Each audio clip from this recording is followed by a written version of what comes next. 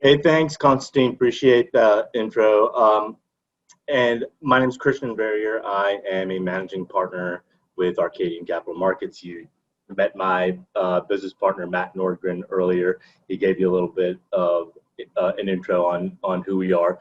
But, for those who missed it, Arcadian Capital is a venture capital investment firm that is focused on investing in companies in the hyper growth cannabis industry. So, I think that it's appropriate for us to have a discussion around growth, considering the nature of our industry.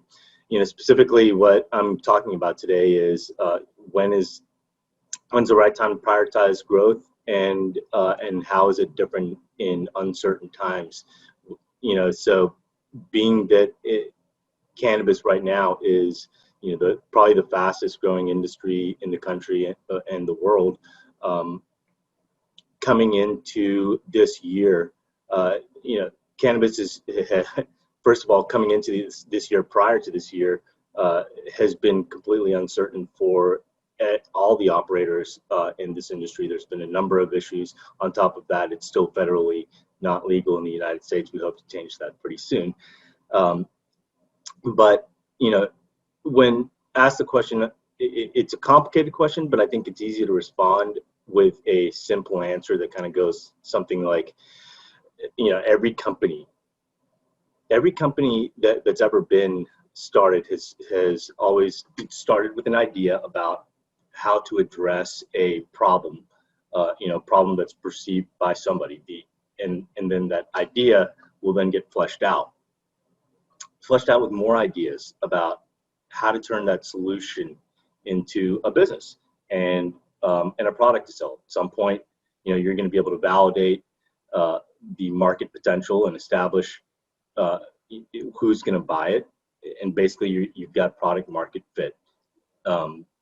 Some point along the line, like David, the prior speaker, mentioned, you're going to have an MVP, and if you're able to substantiate that and articulate it well, there's a good chance you're going to be in a position where you're going to have enough capital, whether it's through your own resources or through investors like us, to help you sell to a lot more people. You're ready to scale up.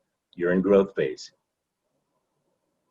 This is obviously the right time to prioritize and focus on growth, right?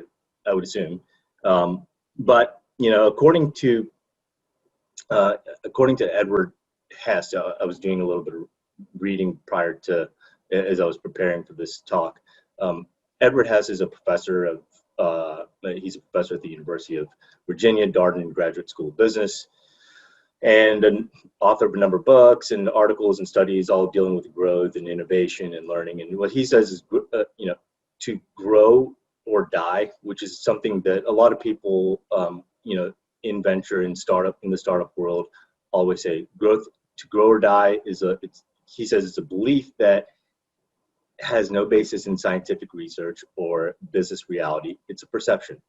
And, when not approached carefully, growth can destroy value because it can outstrip, managerial capacity, processes, and a number of other things. It's a resource drain, essentially. It's process intensive, and it does create business risks. So this environment is it is particularly interesting for companies that are in the startup mode, as they're trying to differentiate between, should you be focusing on growth? If not during this time, what are you focusing on? I guess, so then the question is, how is growth different in uncertain times? And I guess planning for growth is one of the hardest jobs as a leader, as an entrepreneur, in planning for the future.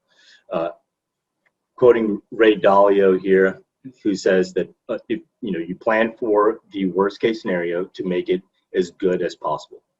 And then during times of uncertainty, planning for the future is even more challenging. So everyone knows who Jeff Bezos is. If you don't, he's the CEO of Amazon. And at Amazon's recent annual shareholder meeting back in May, Jeff Bezos, he was asked this question of, how to make long-term plans, particularly in an environment like this. And his answer included a question that he says guides the company's long-term planning even in uncertain times. And this is something that I've heard him say over and over again, and it definitely has not changed. But what he said was one is certainty, or certainly things are going to change over time.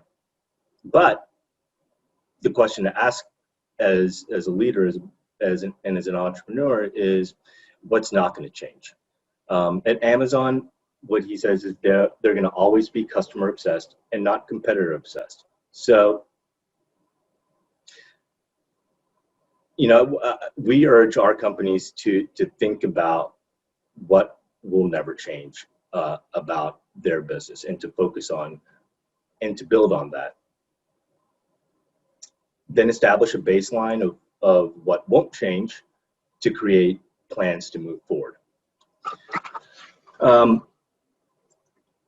Just because times are rough right now,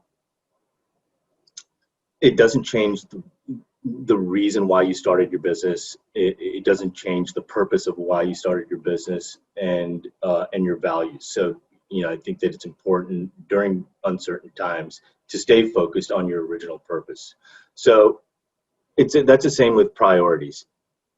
I think it's important to figure out which of your priorities should remain regardless of any changing circumstances. What you value and prioritize for your business today shouldn't change with the circumstances, whether it's an election period, or whether it's coronavirus, or whether whether it's the largest bull run that we've experienced in our lifetimes. If they do, then it's probably not what's important. If those priorities are, if you ask yourself this question and the priorities do change, it's probably not important to your business. So in conclusion there, if your business is in a growth mode and things around you change, stick to that. If it's profits, if it's profitability, then stick to that. And you just have to figure out tactically, how do you get there, and that's going to change. So you also don't want to forget about the people and the decisions that you make about how you value people. That's what forms the culture of your company. So allow the choices around your resourcing to empower your team and your values. It's not about execution. Lastly, be intentional about how you want people to interact and build trust, and don't allow the world around you to let that change. So unless you really want to welcome the chaos that we're experiencing right now all around us to enter into your business. I think there's a way to separate that and continue to focus on growth and driving profitability, depending on what your priorities are at that time.